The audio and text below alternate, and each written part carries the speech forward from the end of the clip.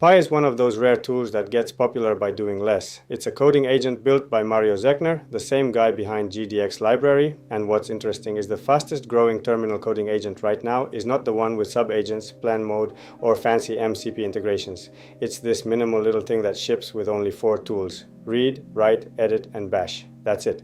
Mario built it because he was sick of Claude Code becoming bloated. He noticed something a lot of us felt but didn't really say out loud. Every new feature added to these big agents made the behavior less predictable. Bugs piled up, context got eaten silently, and you'd end up with a tool that does 50 things but you only use 5 of them. So instead of fighting it, he built his own, stripped to the bone, yellow by default, no permission prompts, no background bash, no swarm of sub-agents, just the model and a tiny harness around it. And honestly, I didn't think I'd switch. I've been on OpenCode for a while. I had my templates, my sub-agents, my whole setup, but after running Pi for a couple of weeks, I'm not going back. So let me start with installation. Pi is on npm, so one command and you are done. You type Pi, hit enter, and you're in. The first thing you'll notice is the interface is small, like really small. There's no banner, no ASCII art, no login wall blocking you, just a prompt and a footer telling you the model, the working directory, and the token usage. That's the whole UI. Now for the provider part, this is where it gets fun. Pi supports almost everything. Anthropic, OpenAI, Google, DeepSeek, Cerebrus, Grok, OpenRouter, Bedrock, Azure, Versal AI Gateway, even local stuff like Ollama or LM Studio. But the one I want to use today is GitHub Copilot. A lot of us already pay for Copilot Pro or have it through work. So why not get more out of it?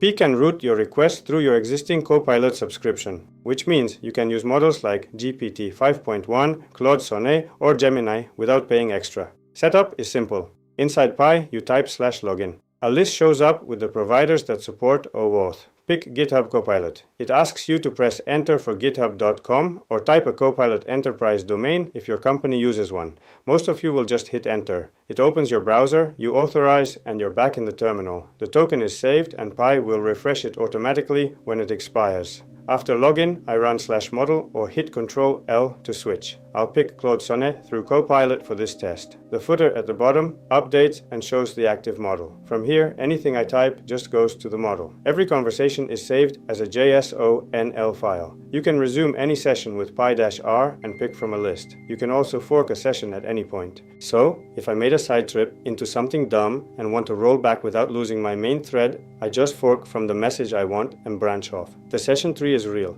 It's not linear like most other agents. This is huge for keeping the context clean. The second thing is skills. Pi reads skill.md files just like Claude Code does. So, if you already have skills set up in your ~.claude folder, Pi finds them. Same with project level skills. They show up at startup in the header. There's also a community skills repo called PI skills with stuff like a babysitter skill that double checks the agent's work, a sub-agent skill, and others. To install one, you do Pi install and the path. That's the whole thing. The third is the agents.md file. You drop one in your project root and Pi loads it as context. I keep mine short. Things like run npm, run check after edits, do not touch migrations, keep responses tight, whatever rules I want.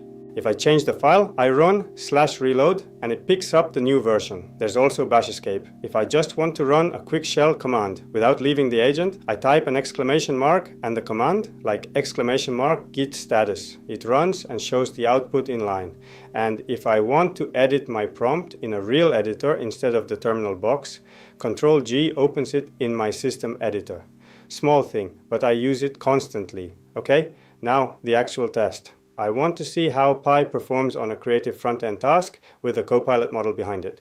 So my prompt is going to be straightforward. I'm going to tell it to build a 3D Rubik's Cube using 3.js in a single HTML file. It needs to be interactive. You should be able to click and drag to rotate the whole cube, and the faces should be turnable with mouse drags too. Keep it self-contained, no build step. I want to open the file in a browser and have it work. I paste the prompt in, Pi starts thinking. The thinking indicator shows in the editor border, which I find kind of nice because it's not in your face. It reads the directory first, using ls, sees there's nothing there, and then starts writing. The bash tool is what it uses to actually create the file. It pipes the HTML content through cat and writes it to disk. No fancy file edit tool needed for a fresh file.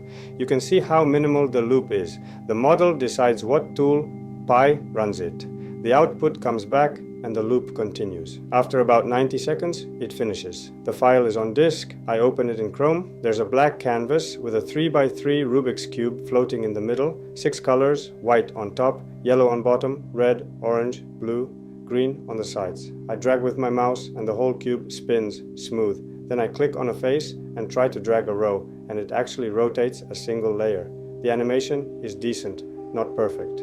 The rotation snaps back to a 90-degree multiple when I let go, which is exactly what you'd want. What I want to highlight here is not that the cube works. Plenty of agents could build that. What I want to highlight is how quiet the experience was. No pop-ups asking me to approve every bash command. No plan mode making me confirm a 10-step roadmap before writing a single line. No sub-agent spinning up another model to second-guess the first. Just a model, a few tools, and a clean session file I can fork later if I want to try a different approach. If I compare this to Claude Code, the difference is mostly philosophical. Claude Code has hooks, plan mode, MCP servers, skills, sub-agents, the whole spaceship. It's powerful, but it's also opinionated, and you can't really turn most of it off. OpenCode sits in the middle. It has LSP support, an SST-style design, and decent extensibility. But it auto-compacts your context aggressively, and that has bitten me on long sessions where it summarized away things I needed. Pi just doesn't compact unless you tell it to. Your session is your session. Now, there's a trade-off. Pi gives you nothing out of the box beyond the basics. If you want a sub-agent system, you bring it. If you want LSP feedback, you write an extension or use a skill. If you want web search, you wire it up. The good news is the extension API is basically just TypeScript with event hooks. Session start, tool call, tool result, message added, you write a few lines, drop it in tilde/.py/agent/extensions, and it loads. Peter Steinberger built OpenClaw on top of it. The fastest growing thing on GitHub right now in this space is built on Pi. And the reason is the same reason I'm sticking with it. Less stuff means less to break. So would I recommend it to you? If you like fiddling, yes.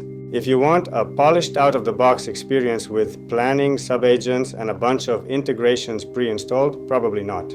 Pi is for people who want to own their setup. If that sounds like you, install it tonight, hook up your Copilot subscription, write a small agents.md, and just see how it feels. You can always go back to Claude Code or OpenCode if it's not for you. But I think a lot of you are going to stay. That's it for this one. The link to the docs and the GitHub repo are in the description. Catch you in the next video.